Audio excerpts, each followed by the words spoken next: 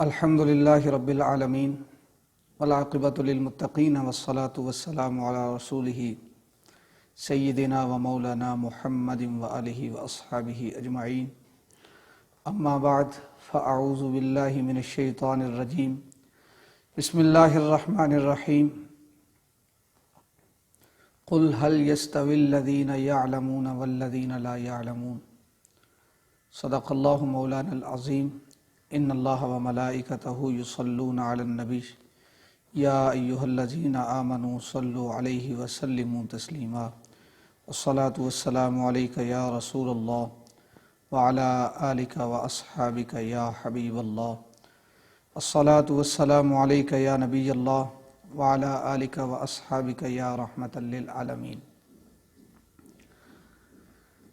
اللہ رب ذوالجلال احکم الحاکمین جل مجدہ الکریم کی حمد و ثنا اور اس کے پیارے محبوب صلی اللہ تعالی علیہ وآلہ وسلم کی بارگاہ عالیہ میں ہدیہ درود و سلام عرض کرنے کے بعد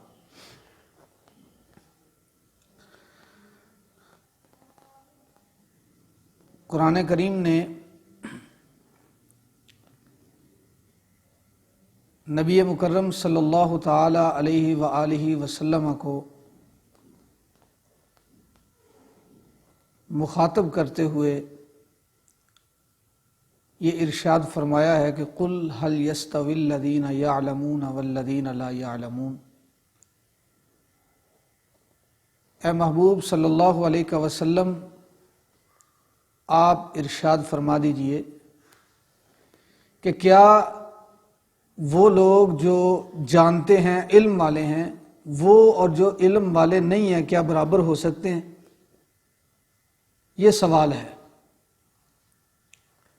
اور یہاں پر اس سوال کا مقصد اصل میں اہل علم جو احباب ہیں ان کی برتری کو ظاہر کرنا ہے کہ اہل علم جو ہیں یہ ان لوگوں کے برابر نہیں ہو سکتے جن کے اندر علم نہیں ہے۔ اہل علم یقیناً ان سے برتر ہیں، اور قرآن کریم کی دیگر مقامات پر آیات ایسی موجود ہیں جن پر غور کرنے سے یہ بات پتہ چلتی ہے کہ انسان کو اللہ رب ذوالجلال کی طرف سے جو فضیلت حاصل ہے اور اشرف المخلوقات کا جو تاج اللہ تعالیٰ نے اس کو پہنایا ہے، اس سارے شرف کی جو اصل وجہ ہے وہ علم ہے۔ اللہ تعالیٰ کی جتنی بھی مخلوقات ہیں، جانور ہیں یا انسان ہیں، ان میں بہت ساری چیزیں مشترک ہیں۔ آپ غور کر لیجئے، کھانا پینا یہ انسان میں بھی ہے، جانور بھی کھاتا پیتا ہے۔ سونا جاگنا، انسان بھی سوتا جاگتا ہے، جانور بھی سوتا جاگتا ہے۔ طاقت کا اعتبار کر لیجئے، انسان سے کہیں زیادہ طاقتور درندے ہیں۔ جسامت کا اعتبار کریں تو کتنے ہی ایسے جانور ہیں، ہاتھی، یہ انسان کا اور اس کا کیا مقابلہ جسامت میں۔ تو ان ساری باتوں میں، اپنا گھر بنانے میں، نقل مکانی کرنے میں، انسان اور جانور میں کوئی فرق نہیں ہے۔ انسان بھی اپنی ضرورت کے تحت اپنا گھر بنا لیتا ہے، جانور بھی اپنی ضرورت کے تحت اپنا گھر بنا لیتے ہیں۔ ضرورت پڑے تو انسان بھی ایک جگہ سے دوسری جگہ چلا جاتا ہے، اور جانور بھی ایک جگہ سے دوسری جگہ چلے جاتے ہیں۔ تو پھر کون سی ایسی چیز ہے جس کو اللہ رب ذوالجلال نے وہ معیار بنایا ہے، جس کے بلبوتے پر، جس کی بنیاد پر رب ذوالجلال نے انسان کو اشرف المخلوقات ہونے کا شرف بخشا ہے؟ قرآن کریم کہتا ہے وَعَلَّمَ آدَمَ الْأَسْمَاءَ كُلَّهَا۔ جو چیز اللہ رب ذوالجلال نے معیار یہاں بیان فرمائی وہ یہ ہے کہ اللہ نے آدم علیہ السلام کو تمام چیزوں کے نام سکھا دیے۔ ثُمَّ عَرَضَهُمْ عَلَى الْمَلَائِكَةِ، پھر انہیں فرشتوں کے سامنے پیش کیا ان چیزوں کو۔ فَقَالَ أَنبِئُونِي بِأَسْمَاءِ هَؤُلَاءِ، اور پھر فرمایا کہ ان کے نام بتاؤ مجھے، ان کے نام کیا ہیں؟ ان کنتم صادقین، وہ چاہتے تھے نا ہم خلیفہ بنے دنیا میں، تو اللہ نے فرمایا اگر تم اپنے اس دعوے میں سچے ہو تو نام بتاؤ۔ انہوں نے کیا کہا؟ قالوا سبحانک لا علم لنا الا ما علمتنا، انہوں نے کہا یا اللہ نہیں، تو پاک ہے، ہمیں بس اتنا ہی پتا ہے جتنا تو نے ہمیں سکھایا ہے، ان چیزوں کا علم ہمارے پاس نہیں ہے۔ انک انت العلیم الحکیم، علم والا بھی تو ہے، حکمت والا بھی تو ہے، تو اپنی حکمتوں کو خود جانتا ہے، ہمیں نہیں پتا ان چیزوں کے نام۔ پھر اللہ رب ذوالجلال نے حضرت آدم علیہ الصلوۃ والسلام کی برتری کو ظاہر کرنے کے لیے فرمایا کہ یا آدم انبئہم باسمائہم، اے آدم تو بتانا ان چیزوں کے نام، اے آدم تم بتا دو۔ پھر فلما انبأہم، پھر حضرت آدم علیہ الصلوۃ والسلام نے بتائے۔ اب جب نام بتا دیے، آدم علیہ الصلوۃ والسلام نے ان چیزوں کے نام بتائے، تو پھر اللہ رب ذوالجلال نے آپ علیہ الصلوۃ والسلام کو وہ فضیلت اور شان عطا فرمائی کہ اس کے بعد یہ حکم ہوا وَإِذْ قُلْنَا لِلْمَلَائِكَةِ اسْجُدُوا لِآدَمَ فَسَجَدُوا إِلَّا إِبْلِيسَ۔ اب اللہ نے فرمایا اچھا برتری ظاہر ہو گئی نا آدم علیہ السلام کی، جو نام تم نہیں بتا سکتے تھے وہ آدم علیہ السلام نے بتا دیے، اب تمہیں حکم یہ ہے کہ ان کو سجدہ کرو، اب ان کی خلافت کو تسلیم کرو، ان کے سامنے جھک جاؤ۔ سب نے سجدہ کر لیا۔ تو یہاں سے قرآنی آیات سے یہ ہمیں پتہ چلا کہ آدم علیہ الصلوۃ والسلام کی فضیلت کے لیے جو قدرت نے معیار مقرر کیا وہ علم تھا، وہ علم کی بنیاد پر سب سے افضل تھے، اور یہ ایک علم ہی ہے جو انسان کو جانور سے ممتاز کرتا ہے۔ علم کی بنیاد پر اللہ رب ذوالجلال نے انسان کو فضیلت عطا فرمائی، اور یہی پھر انسانوں کے درمیان بھی علم کو جو ہے وہ افضل ہی رکھا۔ اسی لیے تو قرآن کریم کہہ رہا ہے هل يستوي الذين يعلمون والذين لا يعلمون، کیا علم والا اور بے علم برابر ہو سکتے ہیں؟ تو یہاں بھی علم کے معیار کو قدرت نے افضلیت کا معیار قرار دیا ہے، یہ علم ہے۔ اور قابل توجہ یہ بات ہے کہ علم کس چیز کا نام ہے؟ ایک ہوتی معلومات ہونا کچھ اور بات ہے، کسی چیز کے بارے میں یہ پتہ ہونا کہ یہ چیز ایسے ہے، یہ اور بات۔ جس کو علم اللہ اور اللہ کے رسول مانتے ہیں وہ کیا ہے؟ اس علم اصل میں تو وہ علم ہوگا نا، کیونکہ معیار اصل میں اللہ رب ذوالجلال نے علم قرار دیا ہے۔ تو جو معیار اس کو قرار دے رہا ہے اسی کے بتائے ہوئے طریقوں کے مطابق اگر بندہ اس کو حاصل کرے گا تو تبھی فضیلت کا معیار بنے گا نا، ورنہ معلومات ہیں، کچھ نہ کچھ معلومات تو جانوروں کے پاس بھی ہوتی ہیں۔ جانور آپ دیکھتے ہیں جتنے انسان بیمار ہیں، کبھی جانور بیمار ہوئے ہیں؟ نہیں ہوئے۔ وہ اپنی صحت کا خود خیال رکھتے ہیں، ان کو کسی ڈاکٹر کے پاس نہیں جانا پڑتا۔ جتنے انسانوں کے بنے ہیں ہسپتال اتنے جانوروں کے نہیں ہیں۔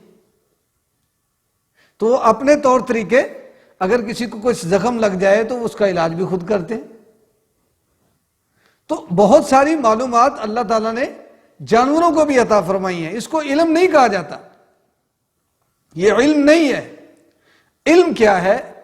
علم اصل میں اللہ رب ذوالجلال کی معرفت کا نام ہے۔ یہ آپ کو کہاں سے ملے گی؟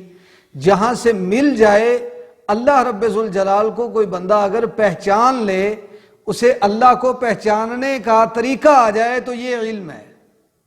بنیادی طور پر علم یہ ہے، آگے اس کے درجات چلتے ہیں، وہ درجات کی جو ہے نا وہ بات بعد میں ہے، لیکن پہچاننے کی ضرورت یہ ہے کہ علم حقیقی طور پر وہ ہے جو اللہ رب ذوالجلال کی پہچان عطا کرتا ہے۔ اب یہ علم جہاں سے مل جائے، جس کو دنیا سے مل جائے، کسی کو دین سے مل جائے، جب اللہ رب ذوالجلال کی ذات کی معرفت حاصل ہوگی، یہ نہیں ہے کہ دنیا سے نہیں ہوتی، دنیا سے بھی حاصل ہوتی ہے۔ قرآن کریم کی آیات ہیں، قرآن کہتا ہے ان فی خلق السماوات والارض واختلاف اللیل والنہار، یہ زمین و آسمان کے بننے میں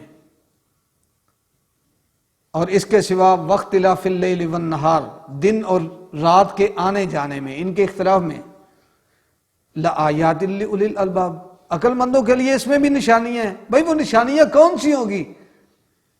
جس کو قدرت یہاں بیان کر رہی ہے، قرآن کریم کا جو باقاعدہ طور پر ایک بنا مضمون، اس طرح کی بے شمار آیات ہیں۔ زمین و آسمان میں غور و فکر کرو، ہواؤں کے چلنے میں غور و فکر کرو، سمندروں میں چلتی ہوئی کشتیوں کے بارے میں غور و فکر کرو، غور و فکر کرو، غور و فکر کرو، یہ دیکھ لو، وہ دیکھ لو، سورج دیکھ لو، چاند دیکھ لو، ستارے دیکھ لو، یہ دیکھ لو، وہ دیکھ لو۔ اس طرح کی آیات قرآن کریم میں آپ کو مل جائیں گی۔ تو یہ آیات ہمیں کیا بتاتی ہیں؟ ان میں نشانیاں ہیں، اصل میں ان میں نشانیاں۔ وہ نشانیاں کس چیز کی ہیں؟ وہ اللہ رب ذوالجلال کی معرفت کی نشانیاں۔ تو یہ جس کو مل جائے وہ علم والا ہے۔ جس کو اللہ رب ذوالجلال کی معرفت حاصل نہیں ہوئی، اس کو فقط معلومات حاصل ہوئی ہیں، علم حاصل نہیں ہوا۔ علم اس کو حاصل ہوتا ہے جس کو اللہ کی ذات کی پہچان حاصل ہوتی ہے۔ اللہ کی ذات کو پہچاننا یہ علم ہے۔ اب اس پر قرآن کریم کی آیات ہیں۔ قرآن کریم نے اس طرح کی بہت ساری باتیں ہم سے کی ہیں۔ قرآن کہتا ہے افلا ینظرون الی الابل کیف خلقت، اللہ کو پہچاننا ہے تو تم اونٹ کو کیوں نہیں دیکھتے؟ اونٹ کو کیوں نہیں دیکھتے؟ اللہ تعالیٰ کی ذات کی معرفت تو تمہیں اونٹ سے مل جائے گی۔ اونٹ کو دیکھو نا کیسے بنا ہے وہ۔ وَإِلَى السَّمَاءِ كَيْفَ رُفِعَتْ، آسمان کو دیکھو کیسے بنا ہے۔ وَإِلَى الْجِبَالِ كَيْفَ نُصِبَتْ، پہاڑوں کو دیکھو کیسے اللہ نے گاڑ دیے۔ وَإِلَى الْأَرْضِ كَيْفَ سُطِحَتْ، زمین کو دیکھو اللہ نے کیسے بچھا دیا اس کو۔ تو یہ ساری باتیں بیان کرنے کے بعد، ان چیزوں کی طرف اشارہ کرنے کے بعد اللہ کیا فرماتا ہے؟ فَذَكِّرْ، محبوب ان کو نصیحت کرو کہ یہ دیکھو ان میں تمہیں اللہ تعالیٰ کی معرفت کی نشانیاں ملیں گی۔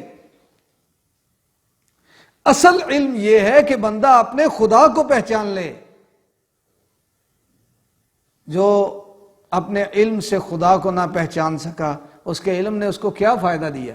قرآن کریم پڑھیے، قرآن کریم نے مشرکوں کو، چونکہ وہ خدا کو نہیں پہچان سکے تو قرآن کہتا اولئک کالانعام بل ھم اضل، یہ لوگ تو چوپایوں سے بھی بدتر ہیں، جانوروں سے بدتر ہیں انسان ہی، لیکن قرآن کیا کہہ رہا ہے؟ یہ چوپایوں سے، جانوروں سے بدتر ہیں، جانوروں سے گئے گزرے۔ صرف اور صرف ان کے علم میں اللہ رب ذوالجلال کی معرفت نہیں تھی، ورنہ وہ لوگ عرب کے فصیح و بلیغ لوگ تھے، فصیح و بلیغ، اور جو لوگ اپنے سوا ساری دنیا کو گنگا کہتے تھے، اتنے فصیح و بلیغ لوگ اللہ رب ذوالجلال نے اولئک کالانعام بل ھم اضل کہہ دیا ان کو۔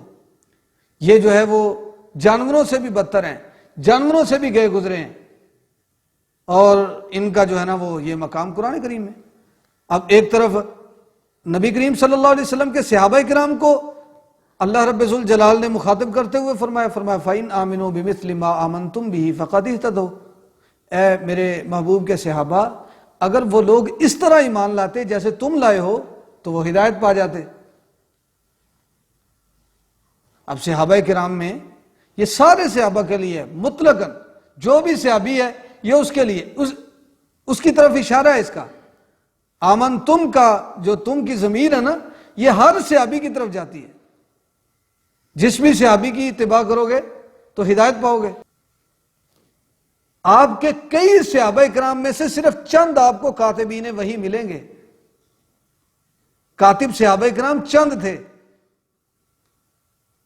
ورنہ اللہ اکبر، صحابہ کرام جو چند صحابہ کرام کاتبین تھے، لیکن اللہ رب ذوالجلال نے کاتبین کو بھی، بغیر کاتبین کو بھی، سب کے سب کو ہدایت کا معیار قرار دیا۔ کیوں؟ اس لیے کہ اگرچہ وہ کاتب نہ تھے، لیکن ان کو میرے آقا صلی اللہ علیہ وسلم کی صحبت کی برکت سے اللہ رب ذوالجلال کی معرفت عطا ہو گئی، تو ہدایت کا معیار ہے۔ جو منافقوں کو کہا گیا کہ حضور کے صحابہ جیسا ہی مان لاؤ، تو انہوں نے کہا کہ قرآن کریم بیان کرتا ہے اس کو وَإِذَا قِيلَ لَهُمْ آمِنُوا كَمَا آمَنَ النَّاسُ قَالُوا أَنُؤْمِنُ كَمَا آمَنَ السُّفَهَاءُ، ان سے کہا گیا حضور کے صحابہ جیسا ایمان لاؤ، تو وہ کہنے لگے کیا ہم بے وقوفوں جیسا ایمان لائیں؟ یعنی انہوں نے جو ہے نا وہ صحابہ کرام کو یہ بیوقوف کہہ دیا. اب قرآن کریم نے اس کا کیا جواب دیا؟ الا انہم ہم السفہاء، خبردار بے شک وہی بیوقوف ہیں. جو حضور کے صحابہ کو بیوقوف کہہ رہے ہیں نا، حقیقت میں بیوقوف وہ ہیں. کیوں؟ اس لیے کہ نبی کریم صلی اللہ علیہ وسلم کے صحابہ کرام اگرچہ ان کے تن پہ کپڑا نہیں ہے، اگرچہ ان کے کھانے کے لیے کوئی ساز و سامان نہیں ہے، دنیاوی مال و متال نہیں ہے، یا دنیاوی طور پر وہ پڑھے ہیں یا نہیں پڑھے، مگر انہوں نے وہ علم حاصل کیا ہے جس نے ان کو اللہ رب ذوالجلال کی معرفت عطا فرما دی، جس نے ان کو خدا کی پہچان کا طریقہ بتا دیا. تو انہوں نے تو اپنے خدا کو پہچان لیا. وہ کیسے بیوقوف ہو سکتے ہیں؟ بیوقوف تو وہ ہیں جنہوں نے اپنے خدا کو نہیں پہچانا. جن کو اپنے پیدا کرنے والے کا پتہ نہیں چل سکا، وہ عقل مند ہے یا وہ بیوقوف ہے؟ الا انہم ہم السفہاء، خبردار بے شک وہی بیوقوف ہیں جنہوں نے صحابہ کو غلط کہا. تو یہاں بھی آیت کریمہ خود بتا رہی ہے کہ صحابہ کرام اللہ کی معرفت رکھنے والے لوگ تھے، تو اللہ رب ذوالجلال نے ان کو قیامت تک کے لیے ہدایت کا معیار قرار دیا ہے. یہ ہدایت کا معیار ہے. قیامت تک اگر کسی کو ہدایت چاہیے تو میرے آقا صلی اللہ علیہ وسلم کے صحابہ کے طریقے پر چلنا پڑے گا. اس کے لیے ہدایت اسی رستے میں چھپی ہے. جب تک اس رستے کو اختیار نہیں کرے گا تب تک وہ ہدایت نہیں پا سکے گا.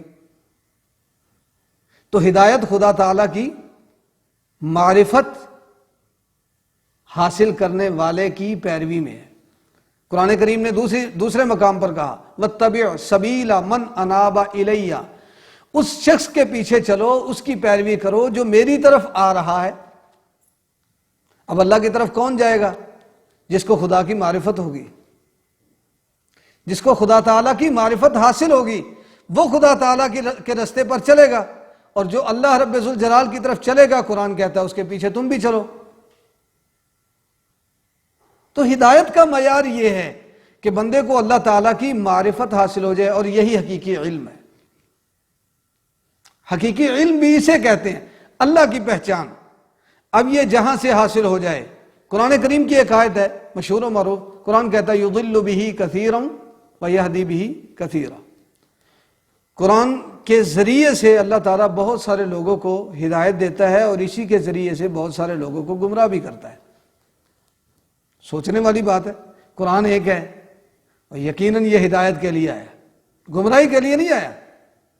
گمراہی کے لیے نہیں آیا، آیا ہدایت کے لیے. لیکن اسی کو پڑھ کر لوگ ہدایت بھی پاتے ہیں، اسی کو پڑھ کر لوگ گمراہ بھی ہوتے ہیں. اب جو گمراہ ہو گئے جنہوں نے اپنا رستہ ہی نہیں پایا، کوئی بھی صاحب علم، کوئی بھی مسلمان ان کو بہت بڑا عالم نہیں کہے گا، اس کو علم والا نہیں کہا جائے گا. جو گمراہ ہوئے قرآن پڑھ کے، ان کو جاہل ہی کہا جائے گا نا. ان کے اعمال کو، ان کے اقوال کو جہالت پر ہی محمول کیا جائے گا. تو یہ جاہل ہیں. کیوں جاہل ہیں بھائی؟ پڑھا انہوں نے قرآن اور ہو گئے جاہل. پڑھا قرآن اور ہو گئے جاہل.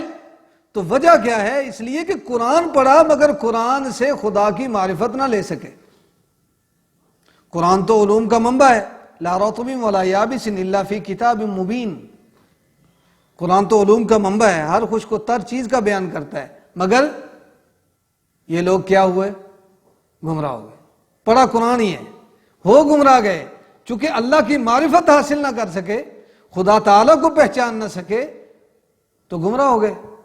اب حدیث پاک میں میرے آقا صلی اللہ علیہ وسلم نے 3 بندوں کا بیان فرمایا قیامت کے دن 3 بندوں کا سب سے پہلے فیصلہ ہوگا. وہ 3 بندوں میں سے ایک کا ذکر آپ کے سامنے کرتا ہوں. آپ نے فرمایا کہ قیامت کے دن ایک شخص لایا جائے گا، تعلم العلم وعلمہ، جس نے علم سیکھا اور سکھایا. علم سیکھا اور سکھایا. وقرأ القرآن، اور اس نے قرآن پڑھا ہوگا. فَأُتِيَ بِهِ، اسے رب کے سامنے پیش کیا جائے گا.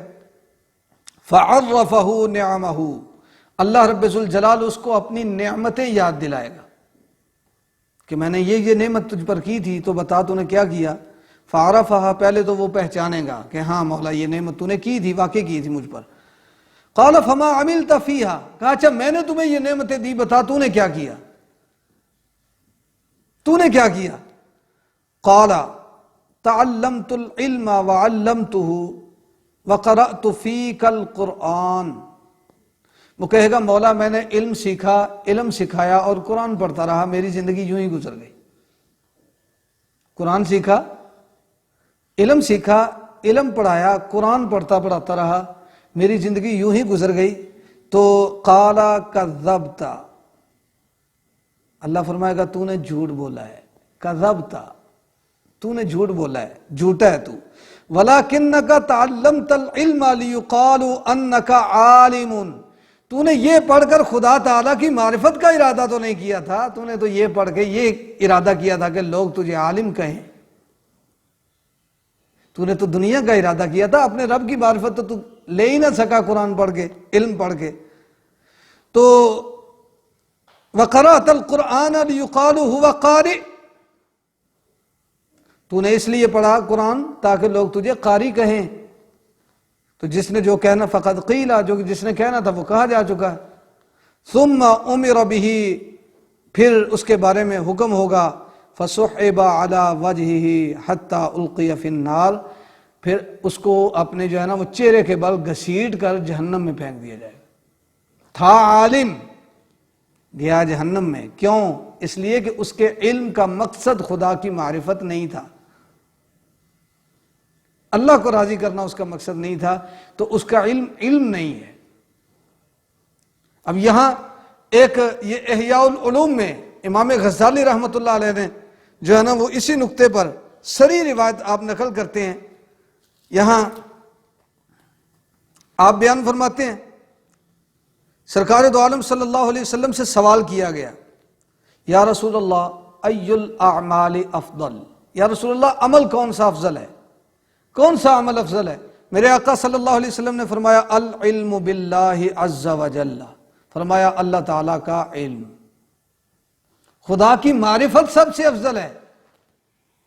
فقیل ای العلم ترید، یا رسول اللہ آپ کس علم کی بات کرتے ہیں، کون سا علم آپ، مطلب ان کا خیال تھا کیونکہ انہوں نے جو سوال کیا تھا وہ تھا عمل کے بارے میں، اور سرکار جواب کیا دے رہے ہیں، علم کے بارے میں. تو ان کا شاید یہ خیال تھا کہ حضور کوئی عمل بتائیں گے جس کا مطلب علم ہوگا. تو سوال یہ کیا ای العلم ترید، یا رسول اللہ آپ کون سا علم مراد لے رہے ہیں. میرے آقا صلی اللہ علیہ وسلم نے فرمایا العلم باللہ سبحانہ، فرمایا میں اللہ سبحانہ و تعالی کا علم مراد لے رہا ہوں، میں تمہیں بتا رہا ہوں کہ وہ اللہ کا علم ہے، خدا کی معرفت کا علم ہے. فقیل له نسأل عن العمل وتجیب عن العلم، آپ سے عرض کیا گیا، صحابہ نے عرض کیا یا رسول اللہ صلی اللہ علیہ وسلم ہم عمل کے بارے میں پوچھتے ہیں، آپ علم کے بارے میں جواب ارشاد فرما رہے ہیں. سوال ہمارا عمل کے بارے میں ہے اور آپ کا جواب علم کے بارے میں ہے. تو میرے آقا صلی اللہ تعالی علیہ وسلم نے فرمایا ان قلیل العمل ينفع مع العلم باللہ، میرے آقا نے فرمایا تھوڑا عمل ہو لیکن اللہ کی معرفت حاصل ہو تو وہ زیادہ فائدہ دیتی ہے. وہ تھوڑا عمل، اللہ کی معرفت کا علم، یہ دونوں جمع ہو جائیں تو تھوڑا عمل زیادہ فائدہ دیتا ہے. اور اس کے ساتھ ساتھ وَإِنَّ كَثِيرَ الْعَمَلِ لَا يَنْفَعُ مَعَ الْجَهْلِ بِاللَّهِ، اللہ کی معرفت نہ ہو تو بہت زیادہ عمل بھی کر لو زیادہ فائدہ نہیں دیتا. تو یہ صراحتاً اصل میں علم یہ ہے کہ بندہ اللہ رب ذوالجلال کی معرفت حاصل کر لے. جب کوئی اللہ تعالیٰ کی معرفت حاصل کرتا ہے تو اللہ کی بارگاہ سے پھر اس کو انعامات سے نوازا جاتا ہے، اللہ تعالیٰ کی بارگاہ سے اسے انعامات سے نوازا جاتا ہے. یہ حدیث پاک میں ہے من سلک طریقا یلتمس فیہ علما سہل اللہ لہ بہ طریقا الی الجنہ، جو بندہ علم کے لیے کسی راستے پر چلتا ہے، علم کی طلب میں نکلتا ہے تو اللہ تعالیٰ اس علم کے راستے پر چلنے کی برکت سے جنت کا راستہ اس کے لیے آسان فرما دیتا ہے، جنت کا راستہ آسان فرما دیتا ہے۔ تو اب یہاں علم کی جو ہے نا وہ فضیلت ہمارے سامنے آ رہی کہ یہاں وہ علم جو اللہ تعالیٰ کی ذات کی معرفت عطا کرتا ہو، جب اس طریقے پر کوئی چلتا ہے، اس راستے پر کوئی چلتا ہے اور اپنی جو ہے نا وہ وقت اس پر لگاتا ہے، تو اللہ رب ذوالجلال اس کو جنت کے راستے پر چلنے کے لیے جنت کے راستے میں آسانی عطا فرماتا ہے۔